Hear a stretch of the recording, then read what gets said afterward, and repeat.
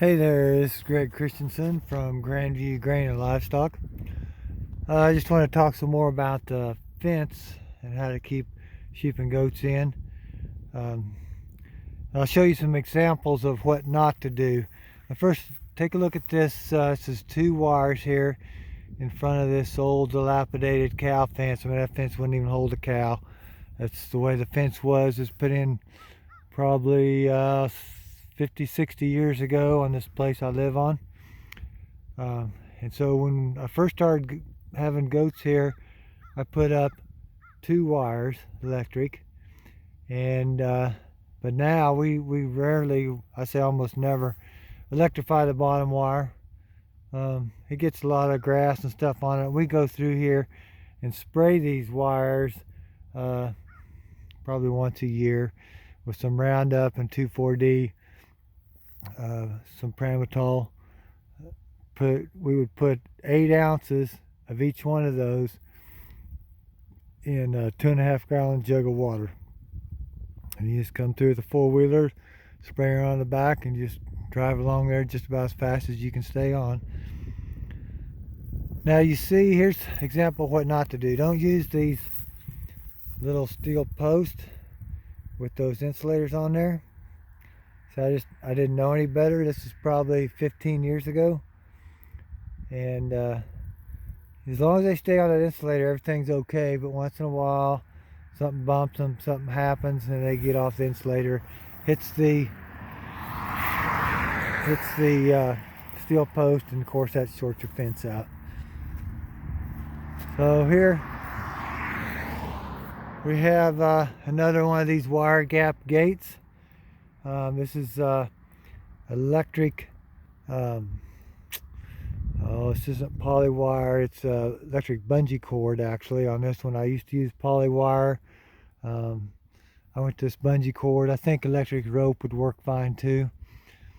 And so we weave a wire up through it, as you can see that, and then an old gate handle on the end of that, and attaches this electric wire, and that electrifies my gate here.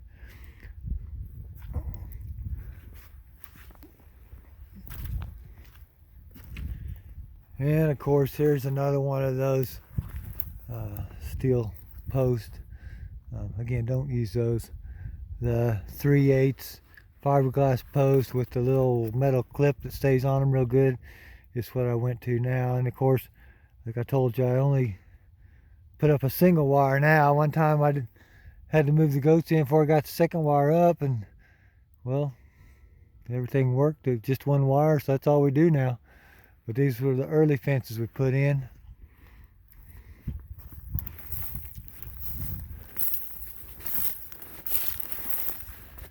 And this is up here by a gate. It's a metal gate that we drive in a lot. We ran the electricity underground through it with underground wire and a piece of conduit.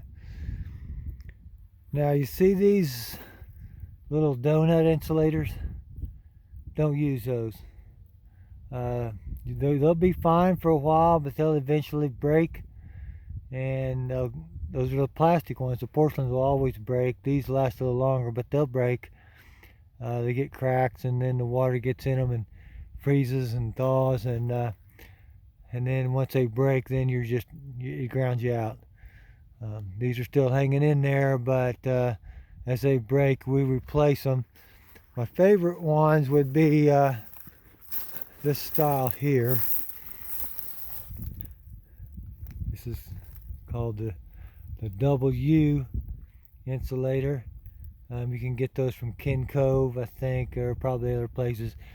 And you could probably get any other kind of better insulators. Just don't use those real small donut style, the plastic or the porcelain, the black or the white. I've had them all break.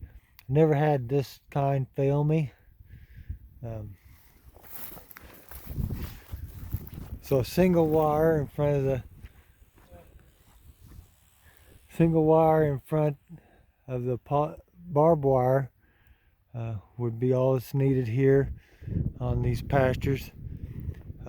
Now between pastures, if you have sheep or goats on both sides, I used to just have that here, and it's an old dilapidated barbed wire fence between we call this pasture 3 and pasture 2, and if I had goats on each side, they'd sometimes go through there and get mixed up. So I pulled the poly wire, or the barbed wire down, and put this 12.5 gauge, and I put 5 strands through there, and that keeps 2 groups from getting mixed up together. You might be feeding one group on one side, and the other group on the other side sees you feeding them, and they might just want to come underneath that single electric wire and run on over here. But I've not had that happen since we went to this 5-wire fence, and we put the bottom 3 wires a little closer and the top 2 a little higher.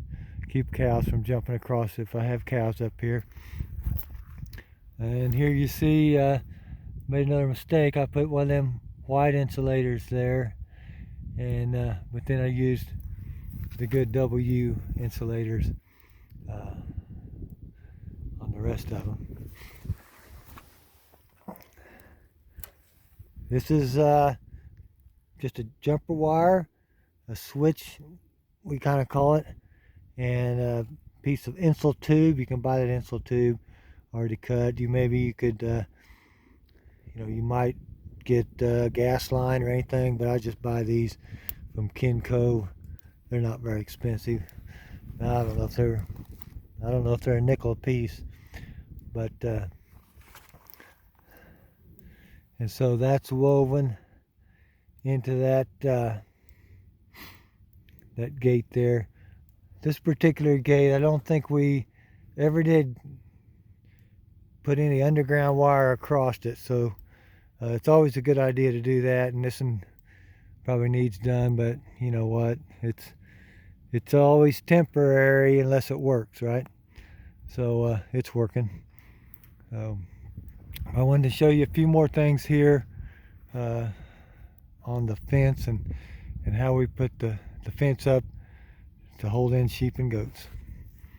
Grandview Grain and Livestock. Have a good afternoon.